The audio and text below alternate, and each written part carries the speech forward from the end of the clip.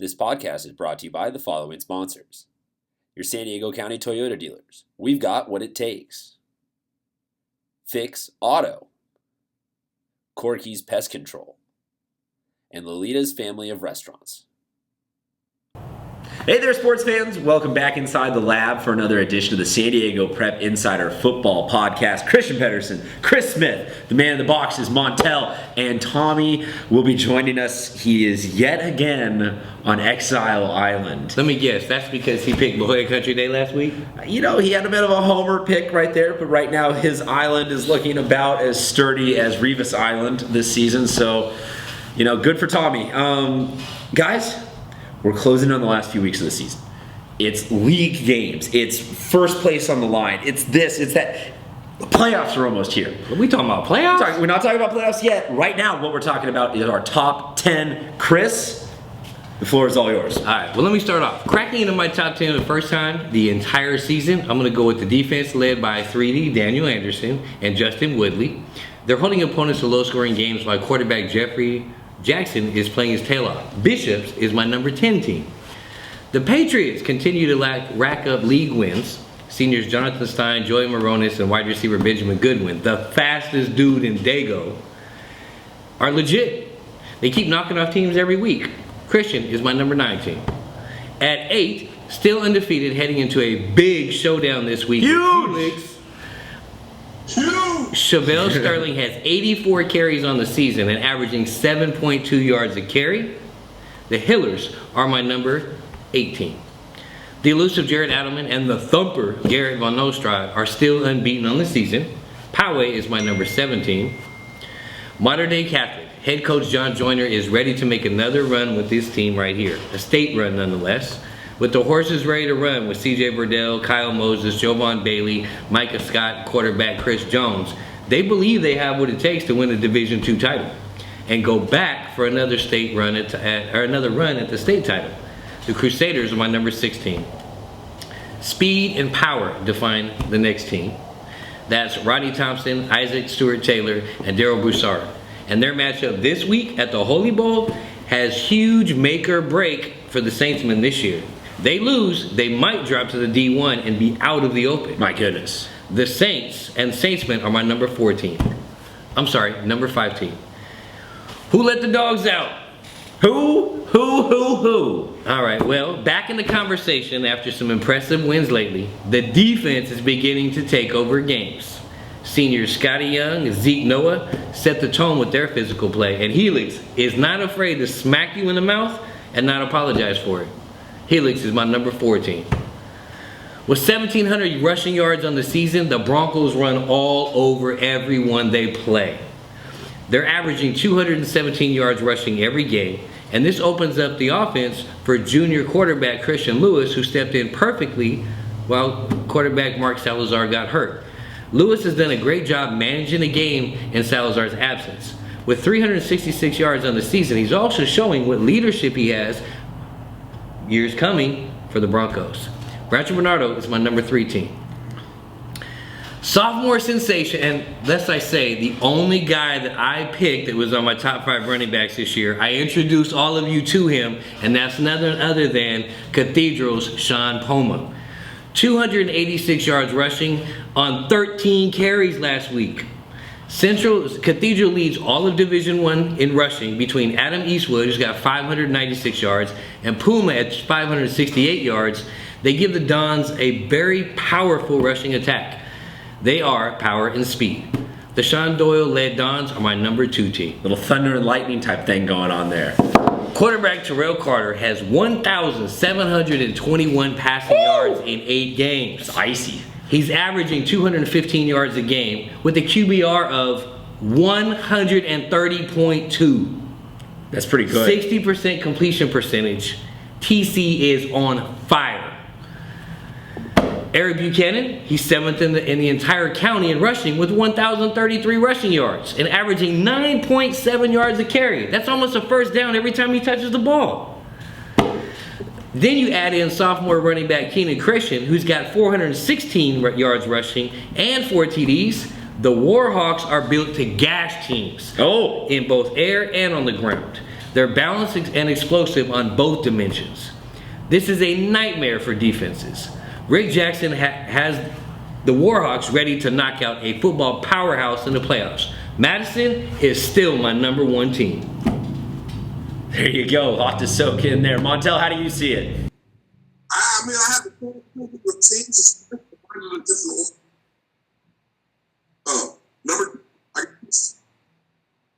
Number 9, I have Bishop. Number 8, Grossmont.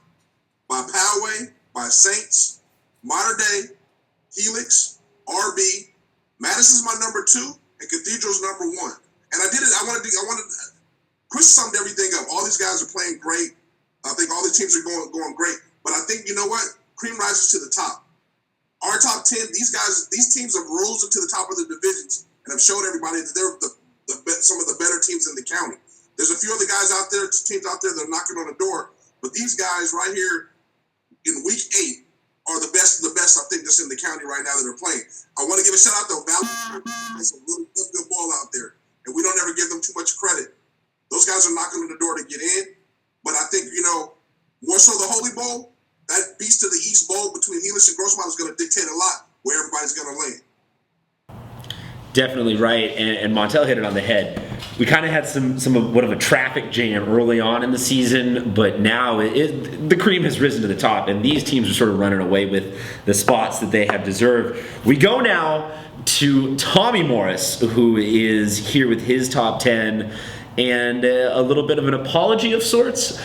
Tommy, where are you at? Thank you guys. I'm here at the Bishop School for the whole entire podcast because I lost a bet last week. I thought Country Day would be Bishops, and I was very wrong. So now I'm wearing this mascot costume the whole entire day. So, I'm a man of my word, got to do it. So that's my top 10. Actually, can you tell me, Mr. Anderson, can you tell us who my number 10 team is? The Rolling Bishops Knights, baby. And you want to say anything about the Knights? Just know, don't sleep on us. We've proven people wrong every week. And we're coming for that ship this year. All right, awesome. So yes, I do have Bishops at number 10. Number 9 is Christian Schoenberg Carter with 72 yards and 3 touchdowns rushing in a big win against First Ranch last week. Grossmont is my number 18. They're 8-0. Hey, got to keep in the top 10. Beat Steel Canyon. Hunter Gaines, 5 touchdown passes. So Hunter keeping it rolling. Poway is next. They had a 21-7 win versus Vista. Then I got St. Augustine, Daryl Broussard, 238 yards rushing, 3 touchdowns against Mira Mesa. Heck of a game for him. Then I got Mater Dei. Helix is my number 4 team.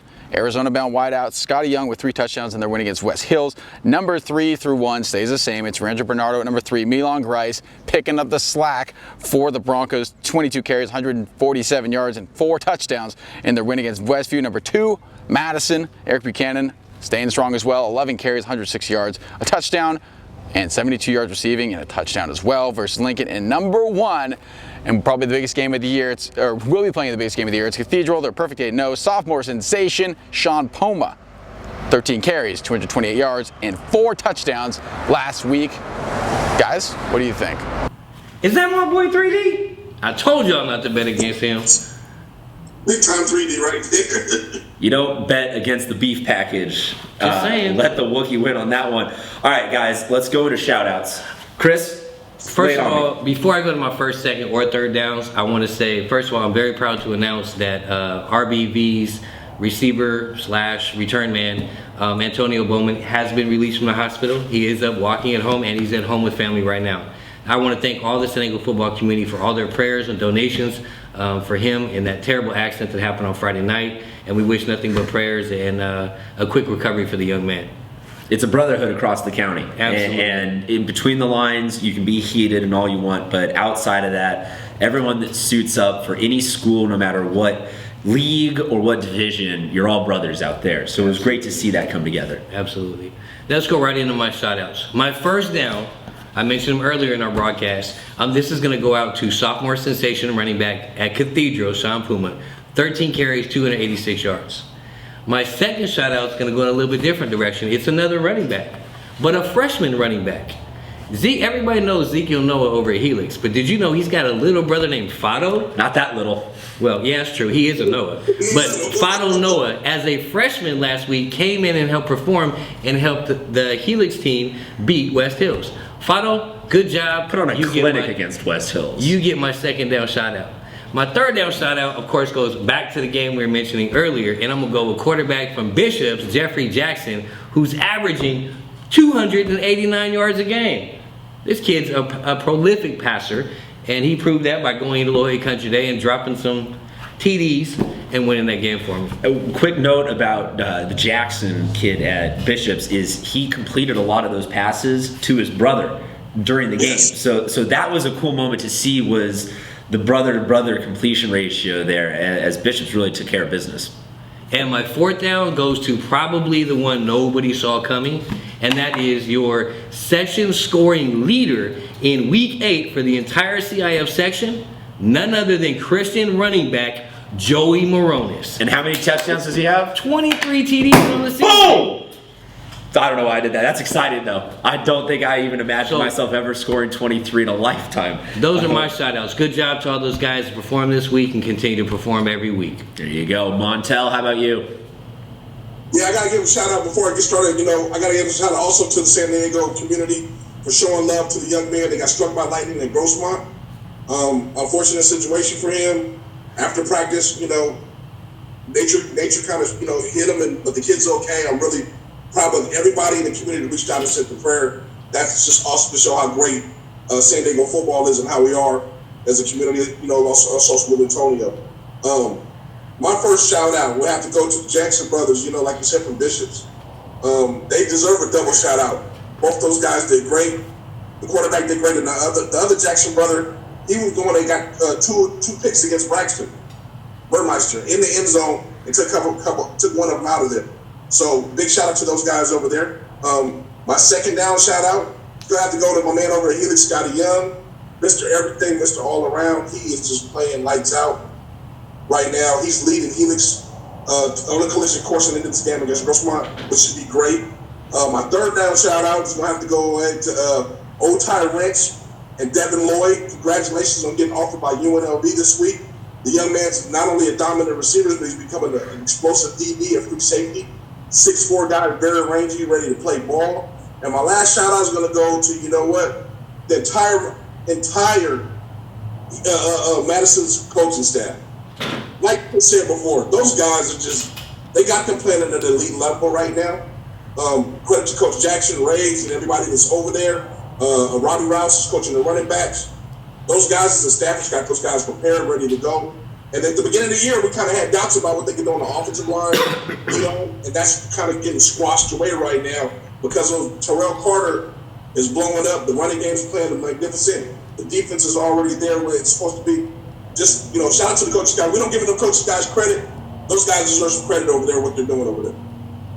Very true, Montel. And if you want an inside look at just exactly what makes that coaching staff click and how well they implement it all, you can go back and watch our series, The Grind, because we spent training camp with Madison. And it's really interesting, as you said, a lot of guys there with a very interesting and cohesive approach to the game of football, and they're really executing it well. They are on a cruise course to be in at least the Open Division, if not the Open Division finals. Let's get to my shout-outs. My first down goes to Jacob Rabb, Scotty Gange, and Torrey Pines for moving on to 6-2. That team has put the shutout by SFC so far in their rear view mirror. Doesn't even feel like it was this year. That feels like that was a game from 5 years ago. This is a totally different team than that. Those boys are ready to play. Shout out to Jack Tuttle and Mission Hills moving into first place in the Avocado League. Avocado, always a log jam, especially now that they've merged it into one super conference.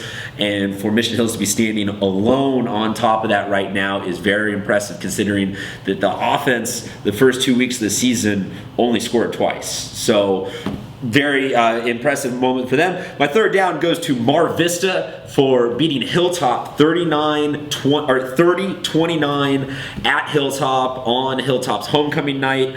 It's been a really good Hilltop team that we've talked about a lot this season, and you know, Mar Vista just came in there and ran the ball, and you got to give them respect for that. And then my fourth down shout out goes to Dominic Guadino, part one, for his commitment to San Diego State. That's awesome. We're very glad to have you sticking around here in San Diego. But part two goes to the rest of his team for beating Otay Ranch in the Battle of the O's, getting their trophy back. And this has been a season for Olympian where they've beaten Eastlake, they've beaten Otay, and they've capitalized on the opportunities that they've had to maybe shift some power around out there in that pocket of the East County.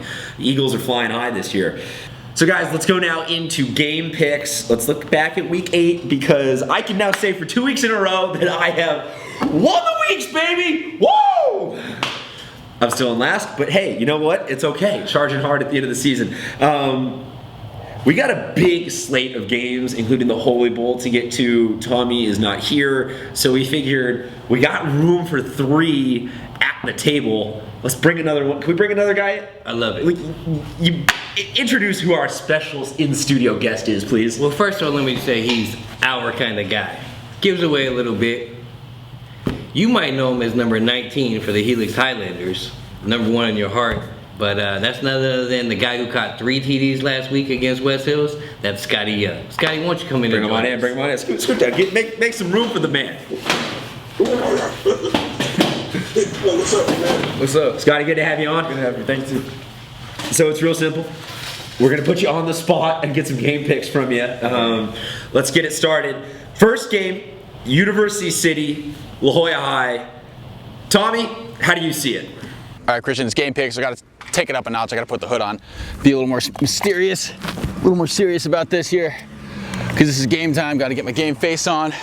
Whew. Okay, so this first game we're talking about, obviously it's University City at La Jolla. I'm going to take the Vikings. The Vikings and the University both 2-1 against common opponents, but La Jolla has played a little bit better in those games. So I'm going to go with the Vikings. Guys, who do you have?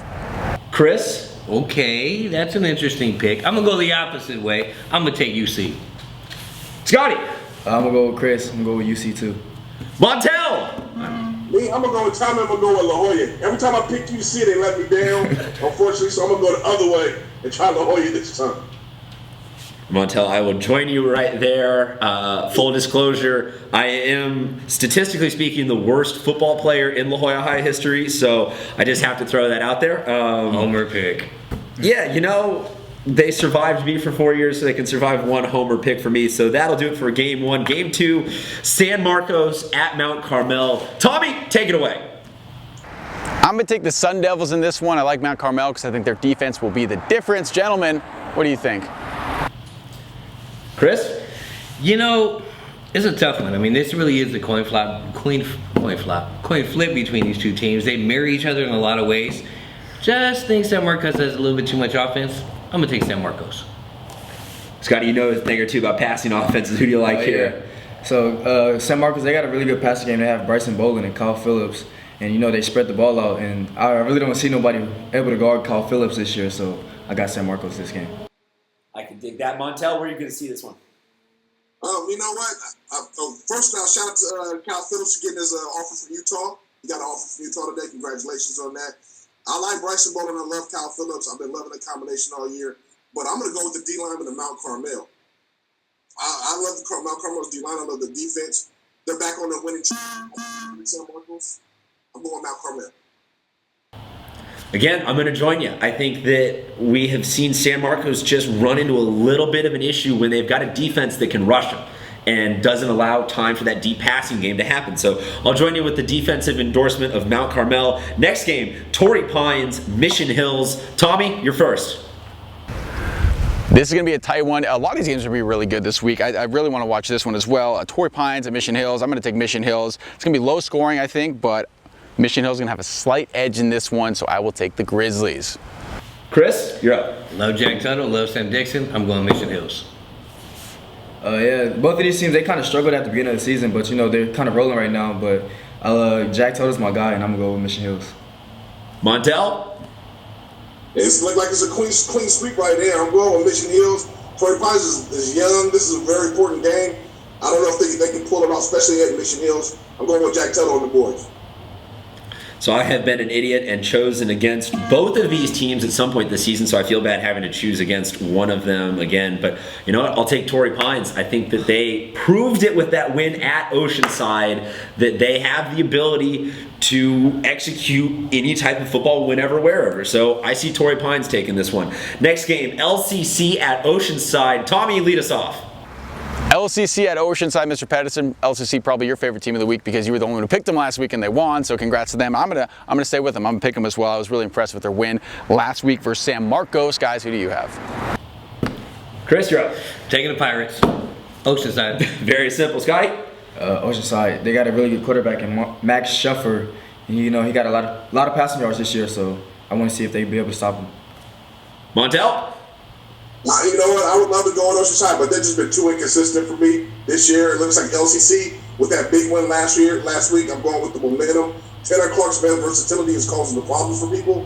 Him either being a receiver or running back in that wildcat spot. I'm going with LCC in this one.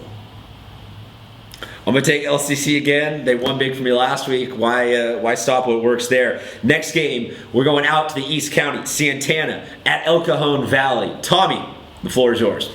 All right, thanks, Christian. I'm going to take Santana in this one. Bobby Wallace, we've been talking about him a lot this year. 827 yards, 6.6 yards a carry, and he has 14 touchdowns already. Go Sultans. Chris? Oh, this one's easy. My name's Chris Smith. They got a quarterback named Tyson Smith that's unstoppable. I'm taking El Cajon Valley. There you go. How about you, Scotty? I don't know too much about these two teams, but I know El Cajon Valley got a really good quarterback who can run and throw, so I got El Cajon Valley this game. Very nice. Montel? I'm going to go the quite opposite way of that. I'm going with the team that's more disciplined, which is Santana. El Cajon Valley just gets too many penalties sometimes for me. Tyson Smith's unstoppable. I don't know if you can run them all the way to this victory against them because Santana can put up points. I'm going to go with Santana. This one is hard to pick because it's make or break off of Tyson Smith for El Cajon Valley. He is their offense. I'm going to say that he's enough of a plug here. This El Cajon Valley team is a team that has been looking for that trademark win to say, hey, we're taking that next step, we're moving up a level. I think this is it. I think that they surprised a couple people, put a little bit of a hurt down on Santana. Our final game. This is the big one, guys. The Holy Bowl itself, Cathedral Catholic, St. Augustine. Tommy, how do you see it? Well, Christian and I will be at this game. The whole entire SDPI crew is going to be at this game. It's huge. Biggest game of the year, like it always is. I don't think there's any surprise I'm going to take. I've had one team at number 1 all year, so why would I pick against them? I'm going to take the Dons Cathedral. Excited to see you on Friday, guys. What do you think? Chris? Yeah, I saw that coming. He's had them number 1 all year long. Anyway, Rodney Thompson, Isaac Stewart Taylor, Darryl Broussard, I think guys are extremely talented. But Cathedral has too much physical power. They're too strong, they're too fast, they're too physical. I got to take Cathedral in the Holy Bowl this year. Scotty? You know, these both teams, they're really disciplined. You know, they got a lot of depth, and they both have 2 senior little quarterbacks who are they don't make a lot of mistakes. So whoever makes the least amount of mistakes will win this game. And I think I'm gonna go with the Cathedral with the least amount of mistakes. Montel? Wow. I mean, that's good. You know, hearing that from Scotty, that's very impressive. I like both teams as well. I think they're both great. But Cathedral, they'll be my number 1 team just about all year. I got to go with Cathedral. I like what they're doing over there at Saints, but I think Madison showed they have a few glaring weaknesses in what they do, and Cathedral's just been a powerhouse. I'm going to have to go with Cathedral on this one. Wait, so you guys hear this? If he picks Cathedral and the Saints win, all of us, including Scotty, got to do a punishment now. So what's your pick? Don't worry about it, Scotty. You're not going to have to do anything. Because this one is a trap game for Cathedral. This one, with Cathedral having that Madison game on the horizon still, and Saints having everything to play for in this one, needing a win here to stay up in that open division, Saints is going to come up with the clutch plays. They've got a little bit more speed than I think Cathedral has had to face this season, and they got a little bit more height than I think Cathedral has had to face this season. This one's going to come down to, you know, it's going to be, I think, probably like a 42-35, you know, or like we saw with them in Madison, like a 56. Like this one's going to be a high-scoring affair, but I think that there's just going to be a little bit more in the tank for Saints. St. Augustine, baby. I just want to add one thing. Yes, please. You said a trap game. I talked to Rodney Thompson Sr. the other night. Yeah. Best believe this is not a trap game.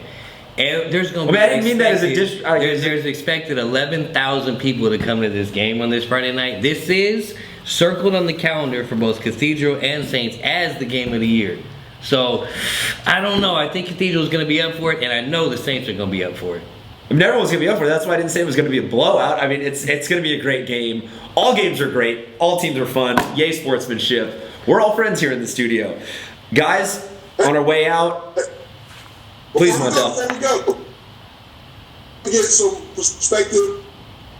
Pick who's going to win between you guys and Grossmont. But I want you to elaborate. What is, that's the bowl of the East, the Beast of the East Bowl over there between the 6-2 and 7-0 guys. Mm-hmm. I want Scotty to kind of give us some perspective of, hey, what's going to happen in this? Not what's going to happen in this game, but what do you see the strengths of Grossmont coming into this game, and what do you think are their weaknesses? Grossmont coming into this game, they're a really good team. They're having a really good year. They're 8-0. They got a good quarterback over there and a couple good receivers. And they throw the ball a lot, and of course they run that up-tempo offense, who's been giving a lot of people trouble this year. But I think if we stop them on the first and second downs in the first couple series, I think we can get with them and probably knock them off. No, I'm not gonna say too much. I'm gonna just let the game go and let the score play out. It should be definitely a game of big-time fireworks. Helix and Grossmont squaring off this weekend. Chris, any last words for us? A couple. I just want to give shout-outs to a lot of guys that do work with us in the San Diego football community. One in particular, that's Ruben Pena over at San Diego Friday Night Lights magazine. Appreciate everything you do. We got an All-Star game coming up here pretty soon, and the spots are filling up fast. If you haven't registered and you got your invite, get signed up. Otherwise, we're going to be full, and a lot of guys are going to be mad they're not going to be there. Montel, anything? Yeah, my shout-outs have to be one big thing. The Twitter beef going on, guys. The guys out there that's Twittering, threatening guys, and all that good stuff. Half those guys are in the game. I think they need to stop it, man. This is all in, at the end of the day, it's all about a game. I don't appreciate people threatening people back and forth on Twitter when we can read it. And threatening they're going to hurt other players and all that stuff. That stuff's not cool. That's not a part of the game. I hope coaches mandate kids on to do that stuff and get a crackdown on that. That's not cool, but by the way, as far as shout-outs, got to give a shout-outs to my man, highschoolhats.com. His customized hats are coming out really soon. I'm not keep promising you guys, he told me that they'll be done this week, so we'll have them. I got you guys all covered. On that note, this is a big week of football from San Diego right now. We got some of the top teams playing against each other. This is all guts, no glory. I just want to see it comes out victorious, and unless I have no more unfortunate situations. Tommy, any final words from you? Well, guys, not much to say here. I'm very excited to see that Holy Bowl this weekend, but for me, I got to go run some more errands, just go about my normal day here and just pretend like I'm not wearing this. So I am outwards. My horse is parked that way. But guys, we'll see you. That's just it. Scott Young, the floor is yours. I just want to give a shout out to all the seniors out there. A lot of senior nights is coming up. Let's restart that because that comment. Yeah. All right. My bad. Scotty Young, the floor is yours. I want to give a shout out to all the seniors out there in San Diego. A lot of senior nights is coming up. A lot of guys don't get the opportunity to go to the next level and play, and a lot of guys are going to get the opportunity to go to the next level and play. But I just want to say, enjoy these last couple of games. I know I am. If you're going to go to the playoffs, go play hard. Play hard for your team, your teammates, coaches, family, everybody. So just enjoy these last couple of games that you got. Well said, Scotty.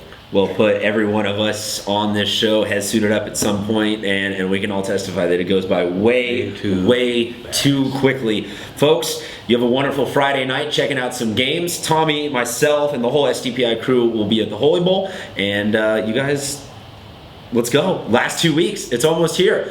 See you guys next time.